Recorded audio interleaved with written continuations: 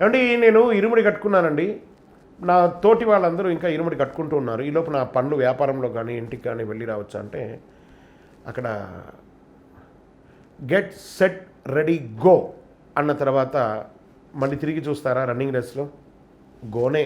ఇంకక్కడ వెనక రెండు ఇరుముడి కట్టేశారంటే మనకి బంధం క్లోజ్. అక్కడ పోయి స్వామివారిని చేరేంత వరకు నామస్మరణ చేయండి. ఆ ఇరుముడి కట్టేవాళ్ళు కూడా వాళ్ళకి సేవ కార్యక్రమాలు చేయండి, శరణనామం చేయండి, ఆనందంగా ఉండండి. కానీ మళ్ళీ తిరిగి వెళ్ళడం అనేది లేదు. శరణమయ్యప్ప. ఇరుముడి ఎక్కడ కట్టుకోవాలి? ఇంటిలో కట్టుకోవచ్చు, దేవాలయంలో కట్టుకోవచ్చు, గురుస్వామి గారి ఇంటిలో కట్టుకోవచ్చు, ఒక పవిత్రమైనటువంటి స్థలంలో కట్టుకోవాలి. శరణమయ్యప్ప. దీక్షలో ఉన్నప్పుడు అన్నదానం తప్పకుండా చేయాలా అండి? స్తోమత ఉన్న వాళ్ళే చేయాలా, సామాన్యులు కూడా చేయాలా, లేదా అప్పు చేసి చేయాలా, లేదా ఉన్నంతలో చేయొచ్చా అంటే, అయ్యప్ప స్వామి అన్నదాన ప్రభువు కాబట్టి అన్నదానం చేయండి.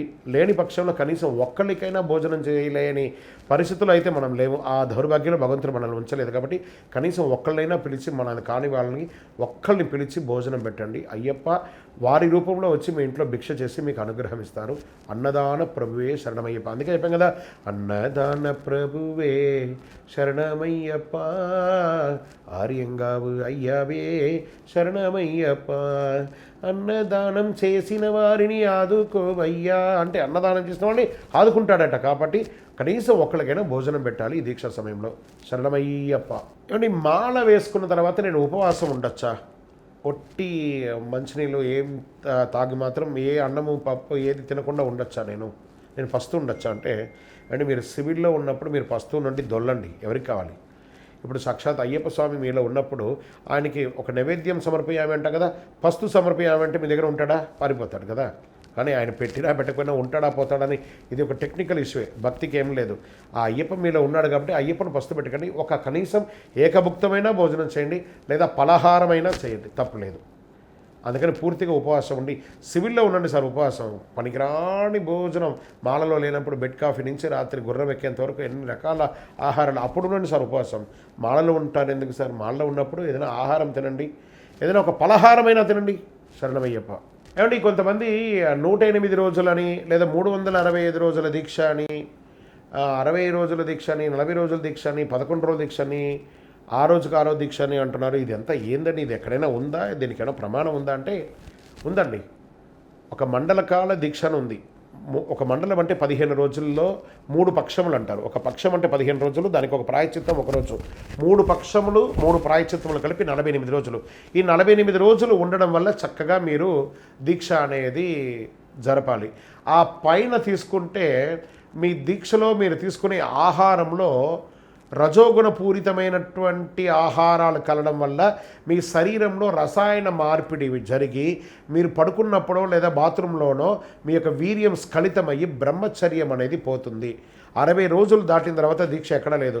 ఈ 108 రోజుల దీక్షకి ప్రమాణమే లేదు, 360 రోజులకి దీక్షకు ప్రమాణమే లేదు. ఏ లెక్కన ఉండరు. ఓకే, గడ్డం పెరుగుతుంది, బొట్లు పెట్టుకుంటారు, అంతేగాని దీక్షలో ప్రమాణం అయితే లేదు. శరణమయ్యప్ప. కన్యస్వాములు మాల వేసుకుంటే వారికి అవాంతరాలు జరుగుతాయి, లేదా వారికి ఏదో చిన్న కష్టం వచ్చినట్టు ఉంటుందంటారు. ఇది నిజమేనా అంటే కాదండి. అది వాళ్ళలా భావించుకుంటున్నారు. కన్యస్వామి అంటే చాలా ఇష్టం అయ్యప్పకు. కాబట్టి వారికి ఏ ఇబ్బంది కలగకుండా అయ్యప్పనే తనే స్వయంగా దగ్గర ఉండి చూసుకుంటారు. కాబట్టి వారికి ఏమి రాదు. కన్యస్వామి అంటేనే సాక్షాత్ అయ్యప్ప స్వామియే. శరణమయ్యప్ప. స్వామి, నేను ఒక గురుస్వామి గారి దగ్గర మాల వేసుకున్నానండి. నా వృత్తి పరంగా నేను వేరే ఊర్లోనో, ఉద్యోగం పరంగానో దేంట్లోనో వేరే ఊర్లో ఉన్నాను. నేను ఇంకో చోట ఇరుముడి కట్టుకోవచ్చా, లేదా వీరి దగ్గర వేసుకోవాలంటే శాస్త్ర ప్రకారం అయితే ఒక గురుగారి దగ్గర మాల వేసుకున్నప్పుడు అక్కడే వేసుకోవాలి. కానీ వృత్తిపరంగా ప్రయాణానికి 2-3 రోజులు అయినప్పుడు ఎక్కడ ఉంటే అక్కడ ఆ గురువునే ఈ గురువుగా భావించి వారిని ఉచిత రీతిలో గురుదక్షిణ సమర్పించి వారి దగ్గర ఇరుముడి కట్టుకొని వారిని గురువుగా ఎక్కడ చూసినా గురువే శరణమయ్యప్ప. అందరికీ గురువు అయ్యప్ప కాబట్టి గురువుని అయ్యప్పగా గురువునిగా భావించి శబరిమలకి వెళ్ళొచ్చు. శరణమయ్యప్ప. తప్పు లేదు, దోషం లేదు. కానీ మార్గ మధ్యంలో దీక్ష తీయచ్చా శబరిమలకి వెళ్ళి వచ్చిన తర్వాత? నేను అన్నాను, మొన్న ఒక ప్రశ్న అన్నాను, మిమ్మల్ని స్వామిగా పంపించి మీరు బోడిగుండు కట్టుకొని ఇంటికి వస్తారు. పంబలో కొంతమంది మాల ఇప్పేస్తారు, తిరుపతిలో ఇప్పేస్తారు, ఇంకో చోట ఇప్పుతారు. ఏమంటే తిరుపతికి వచ్చాం కాబట్టి మేము మాల ఇప్పేసి గుండు కొట్టుకున్నామండి. చాలా తప్పు కదండి. తిరుపతికి మీ ఆవిడ, మీరు కుటుంబం అంతా వెళ్ళొచ్చు. శబరిమలకి మీరు వెళ్ళలేరు కాబట్టి, వాళ్ళందరితో పాటు వెళ్ళలేరు కాబట్టి మీరు ఎలా వెళ్ళారో అలాగే ఇంటికి వచ్చి ఆ యొక్క అఖండ దీపాన్ని చూసి ప్రసాదం వండి 10 మందికి పెట్టిన తర్వాత కుటుంబంతో సహా వెళ్ళి తిరుపతికి వెళ్ళి గుండు కొట్టుకోండి, కానీ మార్గ మధ్యలో మాల ఇప్పకూడదు. ఆ యొక్క దీక్ష యొక్క సంపూర్ణత ఉండదు. శరణమయ్యప్ప.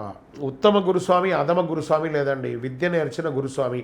స్వామి తన శిష్యుణ్ణి చక్కగా యాత్ర తీసుకొని శబరిమలకి వెళ్ళి వచ్చేవారుగాను, స్వామివారి యొక్క శ్లోకాలన్నీ తెలిసిన వారును, స్వామివారి యొక్క విశిష్టత తెలిసిన వారు ఈ అయ్యప్ప దీక్షలో గురుస్వాములు అంటారు. మిగతా వాళ్ళందరూ సీనియర్ స్వాములు అంటారు. శరణమయ్యప్ప. శబరిమలకి కొబ్బరి మొక్కలు తీసుకెళ్తారు కదండి 18 యాత్ర చేసిన వాళ్ళు. అది ఎందుకు తీసుకెళ్తారండి అండి? ఇప్పుడు మనకు వాటర్ ఉంది, వాటర్ బాటిల్ ఉంది, అన్నీ ఉన్నాయి, మినరల్ వాటర్ అన్నీ దొరుకుతాయి.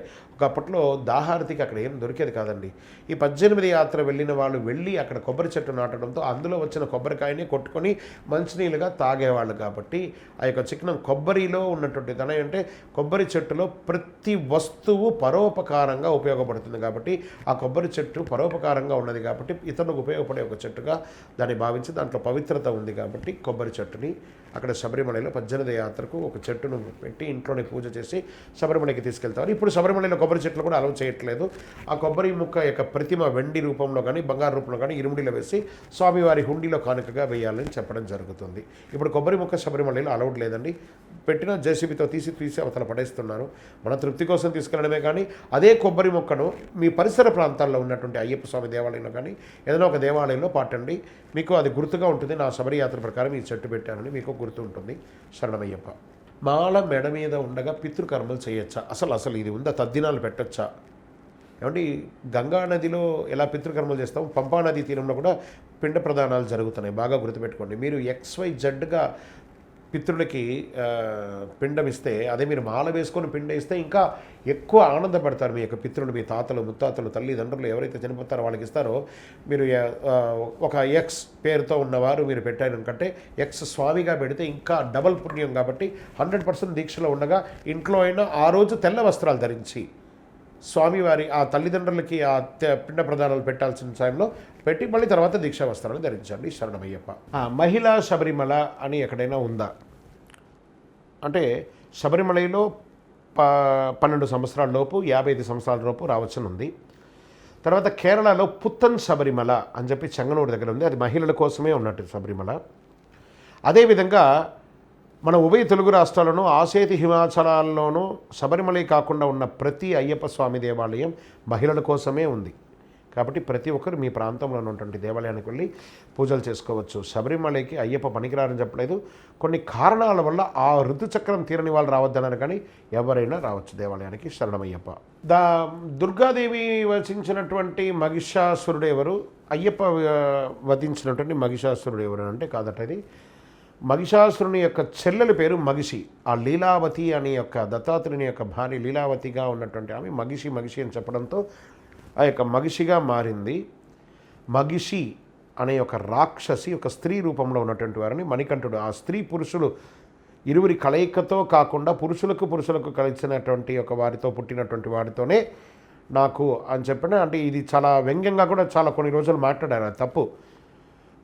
మోహిని అవతారంలో ఉన్నటువంటి అమ్మవారు శివుడికి ఇరువురి యొక్క అజోనిజనుగా జన్మించిన వారి మణికంఠుడు. వారి ద్వారా మగిషి అనే రాక్షసుని సంహరించడం జరిగింది. మహిషాసురుడు అమ్మవారు వధించారు. అతను మగిషి యొక్క అన్నయ్య. శరణమయ్యప్ప. అయ్యప్ప స్వామి వారు బ్రహ్మచారి అంటారు కదా, మరి పూర్ణ పుష్కల అంటున్నారు కదా, స్వామివారికి వివాహం అయ్యిందా? ఎందుకు అలా చెప్తున్నారంటే ధర్మశాస్త్రగా ఆఖరి అవతారంలో మాత్రమే ఆయన బ్రహ్మచారిగా భూలోకంలో ఉన్నారు. కానీ ఆయన 18 అవతారంలోనూ పూర్ణ, పుష్కల, ప్రభ, శ్రీమదన, శ్రీవర్ణిని అనే 5 దేవియర్లతోనూ, సత్యగన్ అనే ఒక కొడుకుతోనూ రకరకాలైనటువంటి అవతారాల్లో స్వామివారికి ఉన్నారు. మనం శరణఘోషలో కూడా చెప్పుకుంటున్నాం చూసారా, పూర్ణ పుష్కల నాదనే శరణమయ్యప్ప. కాబట్టి ఆ స్వామివారు ఈ జన్మలో మాత్రమే బ్రహ్మచారి, కానీ అన్ని జన్మల్లోనూ స్వామివారి గృహస్థాశ్రమంలోనే ఉన్నారు. స్వామివారికి దేవియర్లు ఉన్నారు. ఈ యొక్క అన్ని రూపాలని తిరుపతిలో బ్రహ్మశ్రీ డాక్టర్ చంద్రమౌళి గురుస్వామి గారు ఒకటే ప్రాంతంలో ఈ దేవాలయం నిర్మించారు. తప్పకుండా వచ్చి దర్శనం చేసుకోండి. శరణమయ్యప్ప.